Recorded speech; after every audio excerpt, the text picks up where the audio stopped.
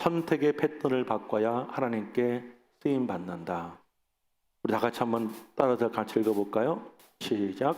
선택의 패턴을 바꿔야 하나님께 쓰임 받는다. 아멘.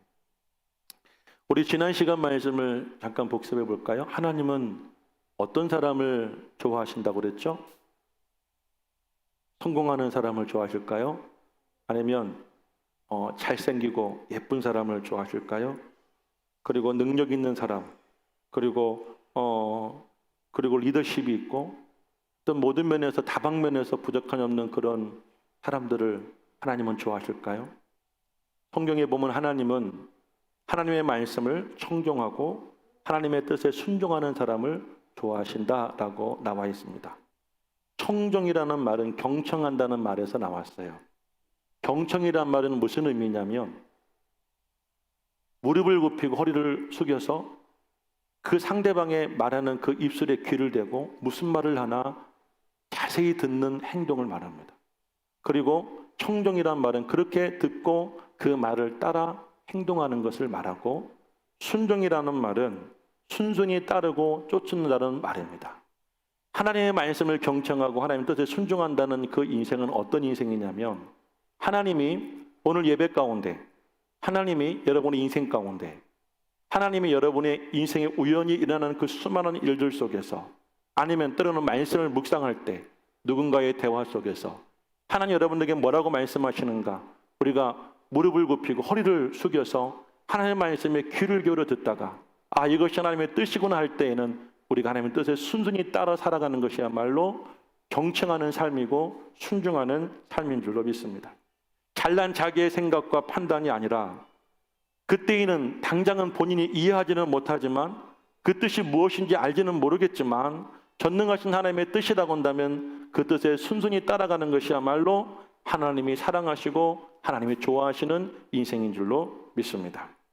사울왕의 위대한 업적은 성경에 단 2절로 압축되어졌다라고 제가 말씀을 드렸죠. 사무엘상 14장 47절, 48절 말씀을 보게 되어지면 향하는 곳마다, 그가 싸우러 가는 곳마다 그는 이겼고 이스라엘을 약탈하는 자들의 손에서 건져낸 위대한 전쟁 영웅으로 사울을 소개했습니다. 이렇게 단 2절의 말씀으로 그의 영웅담은 요약되었지만 성경에서는 오히려 그가 실패하고 하나님의 말씀을 불순종하고 교만하여 하나님의 뜻을 따르지 않았던 사울의 모습을 오히려 더 자세하고 더 길게 소개하는 것을 보게 됩니다. 그래서 사무엘은 그렇게 세웠던 사무엘이 하나님을 떠나고 교만해져서 하나님이 그를 버린 것에 대해서 그는 남은 인생 동안 슬퍼하며 인생을 보내게 되었습니다. 자, 그러면 오늘 하나님께서 이 사무엘을 부르시고 뭐라고 말씀하셨는가? 우리 첫 번째 한번 다 같이 읽어보겠습니다. 첫 번째, 오늘 말씀 첫 번째 나눈 은혜입니다. 다 같이 시작. 더 이상 슬퍼하지 말고 새로운 왕에게 기름을 부어라. 할렐루야. 오늘 본문의 16장 1절 말씀을 함께 읽어보겠습니다. 다 같이 읽습니다. 시작.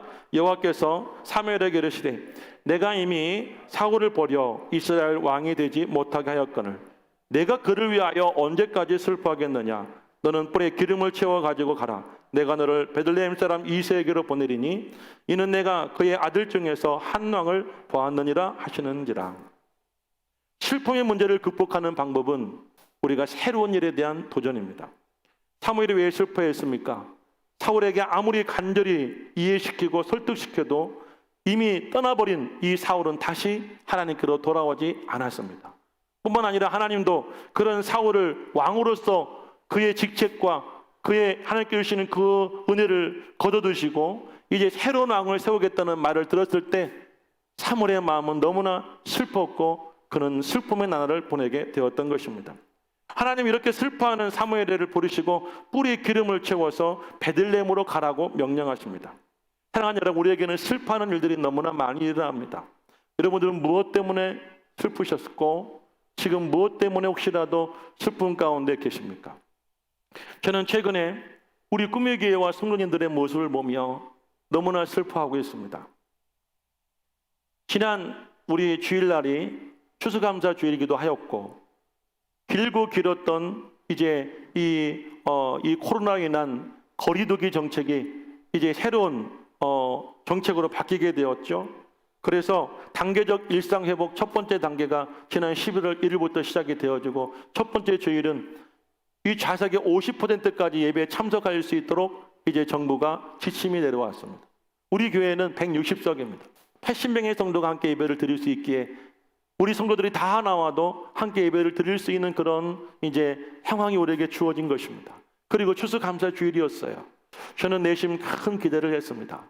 떡을 준비하고 김밥을 준비할 때 저는 우리 준비하시는 우리 선교회 회장님과 우리 아내와 상의하면서 저는 할 수 있으면 많이 준비하자고 얘기했어요. 저희 아내는 50개면 충분하다고 말했지만 저는 아니라고, 적어도 80개는 해야 된다고 말했어요. 그 아내와 제가 줄다리기를 하다가 결국 70개로 이제 합의를 보았어요. 저는 걱정을 했어요. 70명이 더 오면 어떡하지? 그러면 어떻게 할까 고민하다가 내가 안 먹으면 되지, 우리 가족을 안 먹이면 되지, 그리고 우리 권사님들 안 먹이고 나중에 오는 아이들과 우리 성도들 먹이면 되지. 저는 대신 그런 기쁜 마음으로 추수감사 주일 예배를 기다렸어요. 그리고 그날이 되었어요. 그런데 여러분, 오늘 이 자리에 계신 여러분들, 평소에 주일 예배를 참석하신 여러분들 왜 추수감사 주일이라고 더 오시지 않더라고요. 전 예배 끝날 때까지 누군가 오기만을 기다렸어요. 그 적어도 이분 오실 줄 알았어요. 생각하는 분이 있었어요. 오늘 아마 예배를 보고 계시거나 아마 영상으로 보고 계시는 분들 가운데 제가 생각하는 분도 있을 거예요. 그런데 끝내 그분들은 예배에 참석하지 않았어요. 저는 겉으로 표현하진 않았지만 그 상황이 우리 교회의 현실이라는 생각에 정신이 번쩍 났습니다. 등에 식은땀이 났고요. 한 주일 동안 기도할 때 하나님, 우리 교회의 현실, 지금 교회를 나가서 예배에 참석하지 못하고 오지 않는 성도들을 다시 보내달라며 하나님께 슬픈 마음으로 기도를 했습니다. 그러던 중에 제가 설교를 하기 위해 준비하기 위해서 말씀을 묵상하는데 하나님은 이 사울왕의 문제로 인하여 슬퍼하는 이 사무엘 선지자에게 찾아가서 너는 언제까지 슬퍼하겠느냐? 이제 더 이상 슬퍼하지 말고 뿌리에 기름을 채워 베들레헴으로 가라. 그곳에 이새의 아들 중에 내가 새로운 왕을 보았다며 그에게 새로운 비전을 주셨습니다. 저는 이 말씀을 읽는 중에 하나님께 저에게 이렇게 말씀하시는 감동을 받았어요. 엄목사, 언제까지 슬퍼할 거야? 언제까지 낙심할 거야? 언제까지 오지 않는 성도들 때문에 그렇게 괴로울 거야? 내가 이제 새로운 말씀과 성령 중심의 하나님이 함께 하시는 새로운 교회를 세울 거야. 내가 준비하고 그 교회를 나와 함께 세워가자는 음성으로 제가 들렸어요. 슬픔 속에는 왜 우리가 슬퍼합니까? 슬퍼하는 이유 중에 하나는 우리가 두려움 때문에 슬퍼합니다. 2절 말씀을 보면 사무엘의 마음속에는 사울왕에 대한 두려움이 있었어요. 그래서 하나님께 말하기를 사울왕이 들으면 나를 죽을 것입니다 라며 하나님께 말을 했어요. 이것은 과거에 대한 두려움이에요. 과거에 사무엘이 사울에게 기름을 부었고 그리고 사울을 위해서 그는 헌신했어요. 그런데 이제 사무엘의 마음속에, 하나님의 마음속에 이제 사울이 떠나버렸어요. 그리고 새로운 왕을 뽑는다는 그 상황을 이 사울이 안다면 그는 죽을 것이라는 그런 두려운 마음이 있었죠. 과거의 일에 대한 두려움이에요. 그리고 4절 말씀에 보게 되면 사무엘이 베들레헴 성읍에 가서 장로들을 만나게 됩니다. 그런데 이 장로들이 사무엘을 만날 때 그들의 마음속에도 두려움이 있었어요. 사무엘을 영접할 때 그들은 떨면서 묻기를 평강을 위함입니까? 라고 질문을 했습니다. 이것은 미래에 대한 두려움입니다. 저와 여러분 누구에게든지 과거와 미래에 대한 두려움이 있어요. 과거 우리의 결정, 과거 우리가 살았던 그 삶으로 인한 그 결과 때문에 우리는 두려워하고 아직 살아보지 않았던 미래의 일에 대한 두려움이 우리를 슬프게 한다는 사실이죠. 하나님은 두려워하고 그리고 슬퍼하는 우리의 삶을, 우리의 여러분들 중심을 그 상황 속에서 이기고 새로운 삶을 살아갈 수 있는 방법을 말씀해 주십니다. 우리 한번 2절과 5절 말씀을 함께 읽어보겠습니다. 2절과 5절 말씀을 한 목소리 읽습니다. 시작. 사무엘이 이르되 내가 어찌 갈 수 있으리까? 사울이 들으면 나를 죽으리이다 하니 여호와께서 이르시되 너는 암송아지를 끌고 가서 말하기를 내가 여호와께 제사를 드리러 왔다 하고 5절 이르되 내가 여호와께 제사로 왔으니 스스로 성결하게 하고 와서 나와 함께 제사하자 하고 이새와 그의 아들들을 성결하게 하고 제사에 청하니라. 두려움과 슬픔을 이기고 담대하게 그리고 당당하게 미래로 나아갈 수 있는 방법, 그것은 바로 예배라는 사실입니다. 하나님은 두려워하는 사무엘에게 내가 베들레헴에서 예배를 드리러 왔다라고 말하라고 가르쳐 주셨어요. 그리고 사무엘은 베들레헴 장로들이 떨고 있는 자들에게 말하기를 내가 이곳에 예배를 드리러 왔다. 스스로 선교를 하고 그렇게 하고 나와서 나와 함께 예배하자며 그들을 예배의 자리에 초청했습니다. 여러분, 예배는 우리의 마음속에 슬픔을 이기게 합니다. 예배는 우리의 두려움을 물리쳐 줍니다. 예배를 통하여 하나님을 만나게 되고 하나님의 말씀을 듣게 되어지고 하나님을 찬송하고 하나님께 기도하는 순간 하나님께 우리의 모든 슬픔의 문제를 해결해 주십니다. 우리 마음속에 모든 두려움을 물리쳐 주시는 줄로 믿으시길 간절히 축원합니다. 그럴 때 우리는 당당하게 담대하게 내일을 향하여 나아갈 수가 있게 되는 것입니다. 오늘 이 자리에 나와 함께 예배를 드리시거나 가정에서 영상으로 예배를 드리시는 사랑하는 성도님들, 여러분의 인생의 슬픔과 두려움을 이기고 내일과 미래를 향해서 나아갈 수 있는 힘은 다른 곳에 있는 것이 아닙니다. 다른 곳에 있는 것이 아니라 바로 이곳에서 하나님께 예배를 드릴 때 그 예배 안에서 우리에게 힘이 생긴다는 사실, 이길 수 있는 능력이 생긴다는 사실, 하나님께서 그 예배를 통하여서 물리쳐 주심을 믿으시고 여러분 담대하게 앞으로도 예배를 성공할 수 있기를 주의 이름으로 간절히 축원을 드립니다. 두 번째 한번 읽어보겠습니다. 오늘 두 번째 말씀입니다. 다 같이 읽어봅니다. 방송실 두 번째는 하나님이 버리신 패턴을 버려라입니다. 다 같이 읽어보겠습니다. 시작.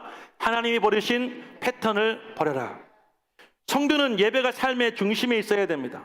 여러분이 앞으로 중요한 결정을 앞두고 있다고 한다면 여러분의 가정과 여러분의 사업장은 먼저 예배의 자리로 나오시기를 바랍니다. 하나님을 초청하시기를 바랍니다. 성령님의 인도하심과 역사하심 안에서 여러분이 계획하는 그 모든 일을 하신다고 한다면 반드시 여러분도 승리할 줄로 믿습니다. 사무엘은 예배 중에 이새의 아들을 초청합니다. 하나님께서 이새의 아들 중에서 한 왕을 보았다고 하셨는데 구체적으로 그게 누군지 하나님께서 말씀하시지 않았기에 사무엘은 직접 그 이새의 아들 가운데 하나님이 택하신 사람을 선택하고자 그 아들들을 불렀습니다. 제일 먼저 첫째 아들 엘리압이 나왔어요. 사무엘 그를 보는 순간 그의 마음속에 이런 마음이 들었다고 합니다. 6절 말씀을 읽어보겠습니다. 본문이 6절입니다. 다 같이 시작. 그들이 오매 사무엘이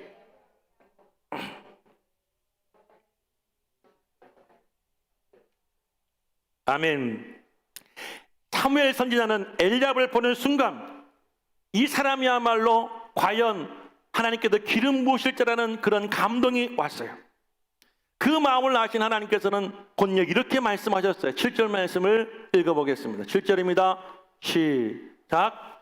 여호와께서 사무엘에게 이르시되 그의 영모와 키를 보지 말라. 내가 이미 그를 버렸노라. 내가 보는 것은 사람과 같지 아니하니 사람은 외모를 보거니와 나 여호와는 중심을 보느니라. 하나님은 단호하게 사무엘에게 비친 그 기준을 질책하면서 꾸짖으면서 강조하신 일관적인 말씀은 무엇입니까? 그의 영모와 키를 보지 말라는 것입니다. 사람의 외모를 보지 말라는 것이죠. 키를 보지 말라. 영모와 키를 보는 것은 인류가 오랜 시간 동안 역사 속에서 속았던 그런 가치고 패턴이고 기준이었습니다. 인류는 오랜 역사 속에서 항상 크기의 싸움을 해왔어요. 높이의 싸움을 해왔습니다. 이것은 이제까지 인류가 살아오는 지향해가는 그런 삶의 방향이고 방식이었던 것입니다. 오늘 사무엘 선지자도 지금까지 그렇게 후회하고 슬퍼하면서도 뼈저리게 다짐을 했지만 순간적으로 외모가 출중하고 용모가 아름다웠던 엘리압을 보자 그의 마음속에 이 사람이야말로 과연 하나님께 기름 부을 자라는 그런 마음이 생겼던 것입니다. 그런데 하나님께서 뭐라고 말씀하십니까? 내가 이미 그를 버렸다고 말씀하십니다. 저는 이 말씀이 참 궁금했습니다. 하나님은 과연 이 말씀 가운데 어떤 의미를 주셨을까요? 정말 엘리압이라는 사람을 버렸을까요? 여러분, 엘리압이란 그 한 인생을 버린 것이 아니라 엘리압을 통해서 감동되었던 그동안 이 사무엘과 모든 사람들이 지향하고 사무엘이 추구했던 가치, 기준, 그 패턴을 하나님께서는 버리셨다는 이야기입니다. 믿으시면 아멘 하시기를 바랍니다. 나는 이미 그 패턴을 버렸다. 나는 이미 그 가치관을 버렸다. 나는 이미 너희들이 생각하는 그 기준을 버렸다는 이야기예요. 누구의 경우를 인용해서 말씀하신 것일까요? 바로 사울왕의 경우를 들어서 말씀하신 것입니다. 사울왕은 백성들이 추앙과 추대를 받을 때에, 그가 선택될 때에 그의 키는 이스라엘 모든 사람들보다 어깨 위에 더 컸습니다. 어깨 위만큼 더 컸다고 성경은 말합니다. 그의 외모는 이스라엘 자손 중에서 그보다 더 준수한 자가 없었다고 성경은 말합니다. 준수하다는 말은 기본적으로 여러분들 얼굴이 잘생겼다, 예쁘다는 말이기도 하지만 마음이 예뻤다는 거예요. 마음이 착했다는 그런 마음이에요. 그러니까 이 사울은 얼굴도 잘생겼지만 마음씨도 착했고, 그리고 무엇보다도 남들보다 외모도 출중했어요. 키도 크고 어깨도 벌어지고 얼굴도 호감형이고, 그런데 마음씨도 착하고 어디 가나 어느 것 하나 빠지지 않는 그런 외모를 가진 사람이 바로 이 사울이었던 것입니다. 그것이 사무엘과 백성들의 기준뿐만 아니라 온 타락한 인류가 과거부터 현재까지 추구해왔던 기준이자 가치관이었던 것입니다. 이렇게 인류는 항상 크기 싸움을 해왔습니다. 하지만 교회가 크기 싸움을 시작한다면 그것은 교회는 망하는 지름길인 것을 믿으시길 바랍니다. 교회는 크기 싸움하는 것이 아닙니다. 하나님은 그 크기 싸움하는 가치, 기준, 패턴을 버리셨습니다.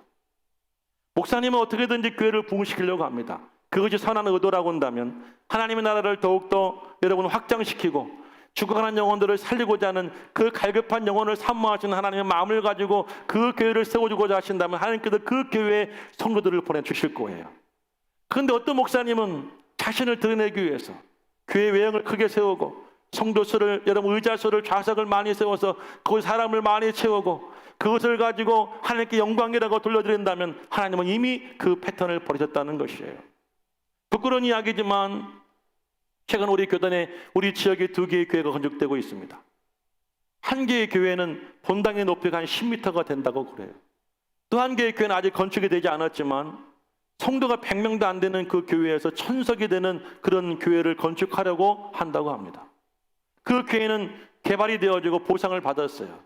한 장로님이 여러분들 이 성전을 지을 수 있는 터를 헌신해 주었어요. 500평의 땅을 주었어요. 그 장로님의 마음속에는 빚을 지지 않고 성전 건축을 마쳐서 성도들이 부담 없이 교회 다니고 신앙생활 하기를 바랬어요. 근데 그 목사님의 마음은 그곳에 있지 않았어요. 1000석이 넘는 그런 자리를 꿈꿔왔습니다. 장로님은 실망하시고 성도들도 굉장히 낙심하고 있다는 이야기를 들었어요. 교회는 크게 싸우는 것이 아니에요. 경쟁하는 것이 아니에요. 내가 더 많은 성도가 있고 더 큰 교회에 목회한다고 자랑하는 것이 아니라 교회는 여러분 그 모든 패턴, 가치와 기준을 바꾸는 것이 바로 교회임을 믿으시기를 주의 이름으로 간절히 축원을 드립니다. 지난 2년의 시간 동안 코로나 시대에 하나님은 과거 교회의 기준을, 그 패턴을 바꿔가고 계셨어요. 제가 최근에 어느 목사님들과 대화를 하는데 작은 교회 목사님, 개척교회 목사님들이 그런 얘기합니다. 교회 성도가 몇 안 되는데 어떤 교회는 몇 안 되는 성도가 여러분 교회를 안 나와서 정말 예배를 못 드리는 교회도 있었지만, 그런데 상당히 많은 교회 성도들은 교회 성도가 없기 때문에 우리라도 예배를 빠지면 예배를 못 드린다는 사명감 때문에 시간 여러분들 목숨을 걸고 예배를 참석했다는 거예요. 할렐루야. 그리고 여러분들 자기들이 여러분 팔을 걷어붙이고 곳곳에 교회를 맡아서 교회가 여러분들 살아있는 것처럼 여러분들 성도는 나올 수는 없지만 그 교회가 죽었다는 느낌이 들지 않도록 열심히 헌신하고 있고, 어떤 성도는 목사님 사례를 받지 못한다며 자기의 사비를 가지고 목사님 사례비도 주는 그런 교회도 있다는 이야기를 들었어요. 여러분들 이 코로나가 이 교회의 패턴을 바꿔가고 있음을 믿으시기를 바랍니다. 과거의 대형교회 성도들이 많이 모이고 큰 일을 하고 많은 일을 했던 그런 교회보다도 하나님이 원하시는, 하나님이 바라시고 하나님이 함께 하시는 그 교회를 지금도 작은 교회라도 적은 수의 성도들라도 하나님께서 그런 교회를 찾고 계시고 세워가심을 여러분 믿으시기를 주의 이름으로 간절히 축원합니다. 이제까지 하나님의 숫자를 모으고 힘을 모으고 재정을 모아 큰 일을 하지 않으셨습니다. 언제나 하나님께서 필요했던 사람은 온전하게 하나님을 만나고 성령을 받고 은혜를 받고 회개하며 가치관이, 인생이 뒤집어진 사람, 그 사람들을 통하여서 하나님은 역사를 일으키시고 하나님은 나라를 세워왔던 것이에요. 그런데 인간은 알면서도 그 패턴을 버리지 못하고 있어요. 심지어 목사들도 말입니다. 그 뼈저린 그 실수 한복판에서 이 사무엘 선지자마저도 여러분 다시 한번 더 실수하는 그런 인간의 약한 모습을 우리는 함께 보고 있는 것입니다. 그런 하나님께서 우리에게 이렇게 말씀하십니다. 용모와 신장을 보지 말아라. 외모를 보지 말아라. 나는 이미 그것을, 그 가치를, 그 기준을 버렸노라. 할렐루야. 우리 여기서 꼭 기억해야 될 것이 있습니다. 사무엘을 비롯한 인간은 이렇게 누구든지 실수를 할 수 있습니다. 인간은 누구라도 하나님의 일을 감당하거나 신앙생활을 하다 보면 여러분 우리의 의도와 상관없이 어쩌면 인류의 여러분 그 정말 내면속 깊은 곳에 있는 그 가치와 기준을 가지고 하나님의 뜻을 묻기 전에 우리가 선택하고 판단할 수도 있습니다. 그러나 하나님은 실수하지 않으시는 믿으시기를 바랍니다. 그러므로 우리가 실수하지 않기 위해서는 실수가 없어진 하나님께 나와 예배하고 하나님의 말씀을 듣고 하나님의 인도하심을 따라 살아갈 수 있는 여러분 되기를 간절히 축원합니다. 과거 모 방송국의 예능 프로그램에 김창옥이라고 하는 교수가 나와서 토크쇼를 진행했는데 그분이 이런 이야기를 했어요. 제가 너무나 재미도 있고 너무나 그 속에 메시지가 있어서 제가 그분의 강연을 제가 이렇게 한번 적어서 여러분에게 대독합니다. 남자가 자기가 예쁘다고 생각하는 외적 매력을 가진 여성을 만나면 뇌하수체라는 곳에서 도파민이라고 하는 환각물질이 나온다고 합니다. 그 자리, 그 즉시 환각물질, 그러니까 남자는 제정신이 아니게 되는 것입니다. 그러면 도파민이 언어 중추에 영향을 받아서 언어 체계가 바뀐다고 합니다. 언어의 핵심은 행동인데 이 도파민이 분출되어지면 남성의 행동이 바뀌게 된다는 사실이에요. 그때부터 그 여성에게는 아무리 비싼 것도 주저하지 않고 지갑을 열고 계산을 합니다. 그 여성을 위해서라면 목숨까지도 아까워하지 않습니다. 뿐만 아니라 남성이 살고 있는 집은 타주고 여성이 살고 있는 집은 여주라고 할 때 여러분 이 편도의 시간이 가는데 2시간이 걸린다고 합니다. 남성은 조금도 피곤하지 않고 여성의 집을 바라준다고 합니다. 여성이 이렇게 말합니다. 오빠 피곤해서 어떡해요? 이라고 물어볼 때 남성이 이렇게 대답한다고 합니다. 오빠는 괜찮아. 운전이 취미야. 라고 말합니다. 이렇게 호르몬이 많이 나와서 흥분된 상태에서 여자에게 잘해주는 그런 행동을 인문학에서는요 개수작이라고 한다고 합니다. 여성은 그렇게 남성의 개수작에 현혹되어서 마음을 열어주고 결혼까지 하게 됩니다. 그런데 그때부터 남성은 변한다고 합니다. 인간은 길들여지면 고맙다는 느낌이 사라진다고 합니다. 그러니까 아내의 외모가 아내가 가지고 있는 어떤 그런 매력이 아무리 아름답고 예쁘다고 할지라도 결혼과 함께 남편의 눈에는 더 이상 아내가 예뻐 보이지 않는다는 것입니다. 정확하게 말씀드리면 외적 매력에는 유통기한이 있다는 뜻이라고 합니다. 남자가 이성의 매력이 무너지게 되어지면 그때부터 어떻게 행동하나 봐왔더니 아주 흥미로운 그런 행동을 발견하게 되었다는 거예요. 남성이 여성에게 외적 매력을 흥미를 잃어버리는 순간 그때부터 남성은 그 여성에게 모국어를 사용한다고 합니다. 모국어는 어미모자, 나라구자, 그리고 말씀어자라고 합니다. 영어로는 마더스톤이라고 해요. 엄마의 말. 그러니까 이 말은 무슨 말이냐면 남성은 그때부터 어렸을 때부터 자라오면서 엄마가 했던 말, 엄마로부터 들었던 말, 아빠로부터 들었던 말, 엄마와 아빠가 서로 대화했던 말, 그 집안의 그 분위기, 그 모든 것들이 몸에 배웠던 것들이 스스럼 없이 자연스럽게 그 아내에게 말을 하게 된다는 사실이에요. 그래서 여러분들 그 집안의 언어와 말투와 그 관계와 사고방식이 이제 자기의 아내에게 나오게 된다는 사실입니다. 그때 이 강사가 질문합니다. 대부분 우리 교회처럼 여성분들이 많이 있었는데 이렇게 여성분들에게 질문했어요. 여러분, 내 남편은 부모에게 좋은 언어를 물려받은 사람입니까? 라고 물어봤을 때 그렇다고 생각하는 사람은 손을 들어보라고 질문을 했어요. 그랬더니 상당한 사람들이 손을 들기도 하고 손을 안 든 사람이 많았기도 했었어요.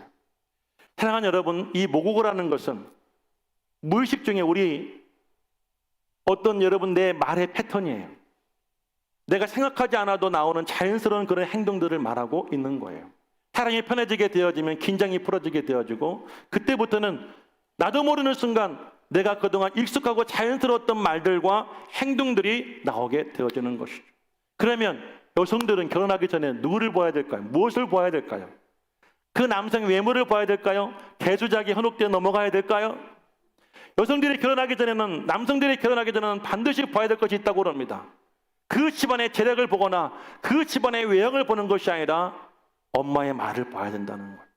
아빠의 말을 들어봐야 된다는 거예요. 그 집안의 분위기, 그 집은 무슨 언어를 사용하고 있는가, 그 집은 어떤 환경 속에서 이 사람이 자라왔는가를 봐야지 진짜 그 사람의 모습을 볼 수가 있다는 거예요. 대다수 이 자리에 계신 여러분들이 이미 다 버스 지나갔죠. 그렇죠? 이미 결혼했지 않습니까? 이미 선택했어요. 내가 결혼해보니 정말 내 개수작에 넘어가가지고 내가 보지 못했던 남편의 그 민낯을, 실제의 모습을 보면서 얼마나 낙심하고 절망하십니까? 그런데 이분은 이렇게 이야기해요. 그 남편이 모국어가 바뀌려면, 그 남편의 언어가 바뀌는 방법이 있다고 말해요. 그것은 책을 읽게 하는 거예요. 좋은 사람을 만나게 하는 거예요. 좋은 곳을 가게 하고 좋은 환경 속에 살게 하면 바뀐다고 그래요. 저는 그 말을 들을 때 이런 마음이 들었어요. 남자의 모국어가 바뀌는 방법은 그런 것이 아니라 예수 믿으면 돼요. 은혜 받을 때 가능합니다. 성령 충만하면 언어가 바뀌어요. 생각이 바뀌어요. 표정이 바뀌어요. 행동이 바뀌어요. 모든 것이 다 바뀌게 될 줄로 믿습니다. 이 김창옥 교수가 말하고 싶어하는 것은 무엇이에요? 사람은 변한다는 거예요. 그리고 외형은 유통기한이 있다는 사실입니다. 그 유통기한이 지나고 나면은 이제 사람들이 자연스러운 행동을 할 수밖에 없는 거예요. 인간이 이렇게 여러분들 속아왔던 거예요. 외모에 속아왔던 거예요. 겉모습에 속아왔던 거예요. 개수작에 속아왔던 거예요. 진실을 보지 못하고 말입니다. 그러다 보니까 실패하는 거예요. 슬퍼하는 거예요. 두려워하고 절망할 수밖에 없는 줄로 믿으시기를 주의 이름으로 간절히 축원합니다. 자, 그러면 이제 마지막 세 번째입니다. 우리 다 같이 한번 읽어보겠습니다. 세 번째 말씀, 여러분들 주제 시작.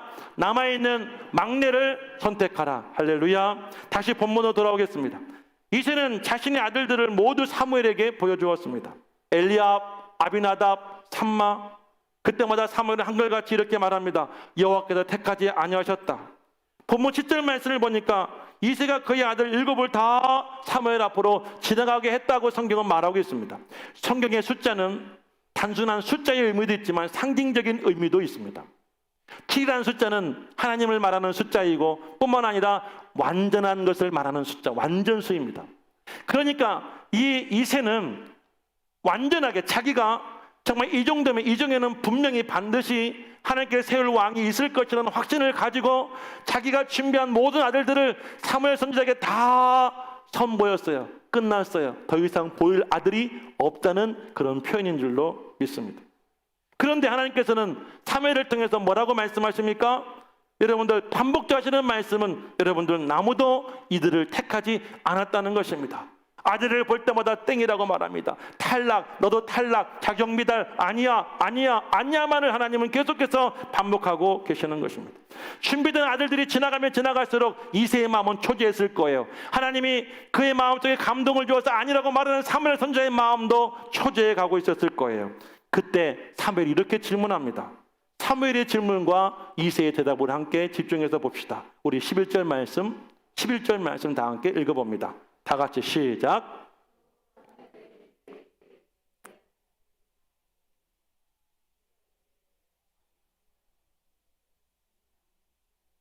사무엘이 이새에게 이르되 사람을 보내어 그를 데려오라. 그가 여기까지는 우리가 식사 자리에 앉지 아니하겠노라. 사무엘이 묻습니다. 네 아들들이 다 여기 있느냐? 그러자 이새가 아주 우리에게 중요한 대답을 합니다. 아직 막내가 남았는데. 이름도 이야기하지 않아요. 여기 막내라는 단어는 과거 개역 성경에는 말째라고 해석해 놓았어요.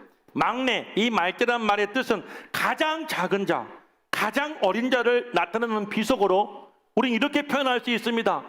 꼬마, 꼬봉, 찌끄러기, 가치 없는, 보잘것없는 이런 의미라는 것이에요. 절대 긍정적인 표현이 아닙니다. 아직 막내가 남았는데, 그런데 그는 지금 뭐 하고 있어요? 양을 지키고 있습니다. 고대 근동사회에서 여러 직업 가운데 가장 천대받았던 직업 중 하나가 바로 양치기였어요. 여러분 한번 상상해 보시기를 바랍니다. 여기 이새 아버지의 표현 속에는 하나같이 제가 처음 말씀드렸던 하나님이 보여줬던 그 패턴, 그 가치, 그 기준들이 다 드러나지 않습니까? 인간적 기준으로 볼 때에는 전혀 기대할 수 없는, 가치 없는, 경쟁력 없는 아들이었기 때문에 차마 부끄러워 내가 소개할 수 없었고 당신에게 보여주지 못했습니다 라는 그런 의미였을 것입니다. 사무엘은 그런 아버지에게 이렇게 말합니다. 사람을 보내어 당장 그를 데려오라. 그가 여기 오기까지는 우리가 식사의 자리에 앉지 아니하겠노라. 지금 굉장히 어색하고 불편하게 되었습니다. 그동안 7개의 아들까지 정말 사울이 2세가 그렇게 자신하고 그렇게 여러분들 확신하고, 그리고 그 아들 역시도 나는 분명히 내가 왕이 될 것이라는 그 기대와 확신을 가지고 살아왔던 사람들이 하나님의 기준으로 볼 때는 다 아니라는 말을 들었을 때, 그리고 찌끄러기 인생, 그 꼬마, 그 가치 없는 꼬봉, 그 아이를 데려오라는 거예요. 얼마나 난색하고 얼마나 그 분위기가 어두웠겠어요. 하나님은 이렇게 세상의 그 기치와 가치와 그 기준을 여러분 부끄럽게 하고 그리고 민망하게 하는 줄로 믿으신다면 아멘 하시기를 간절히 축원합니다. 드디어 그 아들 다윗이 들어옵니다. 그때까지 밖에서 양을 치고 있다 갑자기 불려 들여왔던 이 다윗의 외모는 어땠을까요? 작업복을 입었겠죠. 그리고 그 옷에는 온갖 더러운 오물투성이었을 것입니다. 그리고 하루 종일 양들과 씨름하다 보니 머리부터 발끝까지 무슨 냄새로 배웠을까요?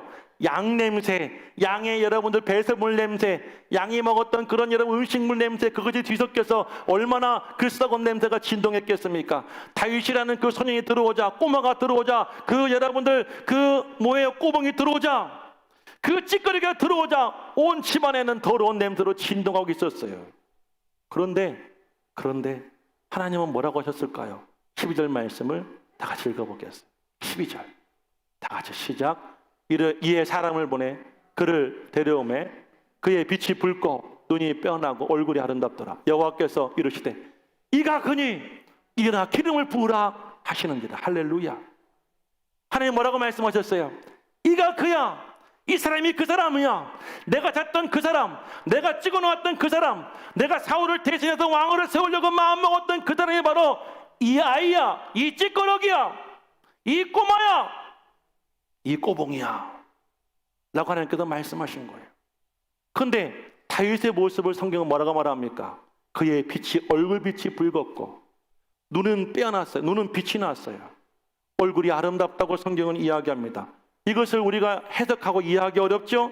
그래서 18절 말씀에 아주 우리에게 친절하게 해석한 말씀이 있어요. 우리 한번 18절 말씀을 읽어봅시다. 시작. 소년 중 한 사람이 대답하여 이르되 내가 베들레헴 사람 이새의 아들을 본즉 수금을 탈 줄 알고 용기와 무용과 구변이 있는 준수한 자라. 여호와께서 그와 함께 계시더라. 얼굴이 붉고 눈이 빼어나고 외모가 아름답다는 말은 한마디로 무슨 말이에요? 여호와께서 함께하고 있더라. 할렐루야. 다윗은 베들레헴 출신입니다. 시골 변두리 마을에서 자란 사람이에요. 아버지에게조차 인정받지 못했던 찌끄러기 인생이었어요. 꼬마 인생, 꼬봉 인생이었어요. 가장 천한 직업인 양치기였습니다. 인간의 기준으로 볼 때는 자격 미달이죠. 아니죠. 돼서는 안 되는 그런 실패 인생이었죠. 오히려 키가 크고 용모가 빼어났던 엘리압이나 아비나답이나 삼마나 나머지 4명의 형제들 가운데 왕을 뽑는 것이 인간의 기준, 가치, 패턴으로 볼 때는 옳은 거예요. 그렇지 않습니까? 하나님은 그런데 그 사람들을 전할 때마다 아니 나는 그를 버렸어, 그런 왕이 될 사람이 아니라고만 반복하시다가 꾀지지하고 소도 여러분이 양이 먹었던 그 오물들, 그 더러운 것들을 가득 묻히고 나와서 냄새를 풍기며 여러분 초라하기 그지없는 다윗을 보시자마자 하나님 뭐라고 말씀하십니까? 이 사람이 그 사람이야, 내가 잤던 그 사람이야, 얼른 가서 그 사람에게 기름을 부으라고 사무엘에게 말씀하고 계신 거예요. 그 이유는 무엇입니까? 다윗은 여호와와 함께 했기 때문입니다. 성경은 여호와께서 그와 함께 했다는 말이라고 설명하지만 이 말을 여러분을 바꿔 말하면 다윗은 여호와와 함께 했습니다. 비록 여러분 야외에서 남들이 보지 않는 그런 갇힌 인생을 살고 있었지만 다윗은 여호와와 함께 하였고 여호와 하나님도 다윗과 함께 하셨어요. 그래서 하나님께서는 그 다윗을 이스라엘의 왕으로 마음에 정하신 줄로 믿으시기를 주의 이름으로 축복합니다.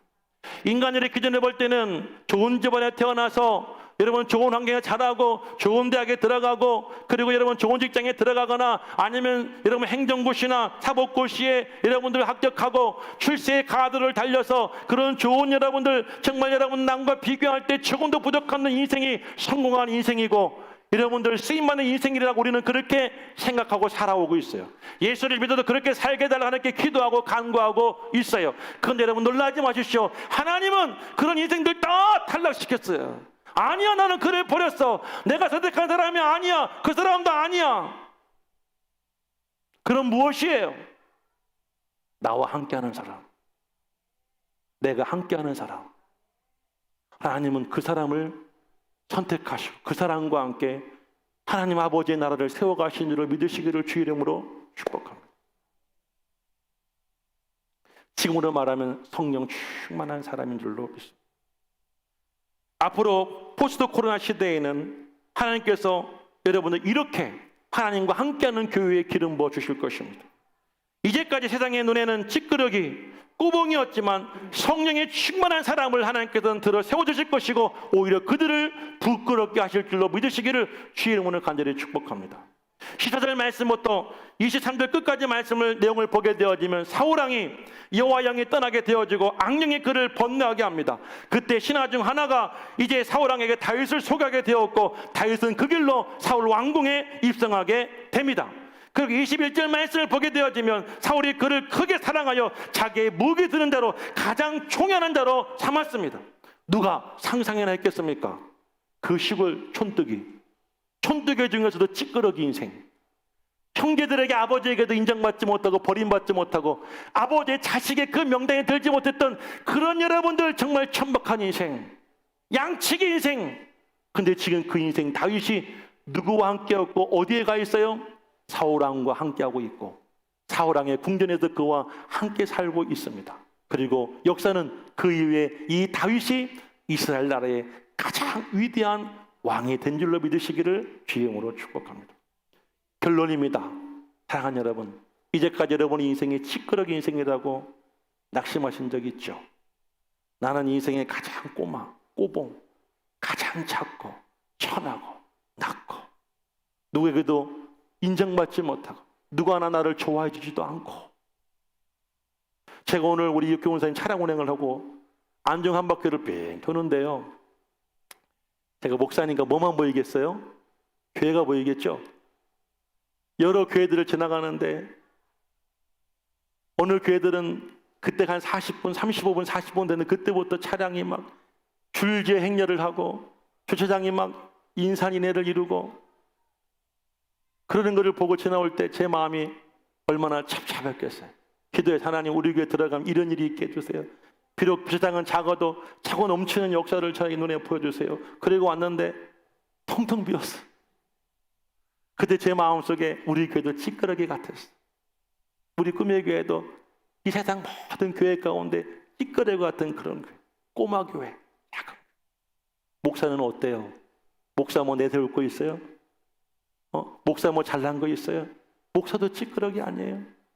근데 여러분, 오늘 우리는 내가 찌끄러기고 우리가 찌끄러기는 것에 대해서 감사할 수 있어요. 왜냐하면 하나님은 그 잘난, 하나님이 없이 그 잘난 사람, 그 잘난 교회 하나님께서는 다 버리셨지만 찌끄러기라도 하나님과 함께 한다면, 하나님이 그와 함께 한다면 하나님은 그 사람을 찾아서 하나님은 그 사람에게 기름 부어주시고 하나님 그 사람과 함께 하나님의 나라를, 하나님의 역사를 세워가신 줄로 믿으신다면 아멘, 아멘, 아멘 하시기를 바랍니다. 찌끄러기 인생 더 이상 찌끄러기가 아니라 하나님 나라의 왕입니다. 하나님 나라의 왕자입니다. 하나님 나라의 임금입니다. 여러분과 제가 왕자의 인생, 공주의 인생, 임금의 인생을 살아갈 수 있는 하나님과 함께는 거룩하고 복된 인생 될 수 있기를 우리 주의 이름으로 간절히 축복합니다.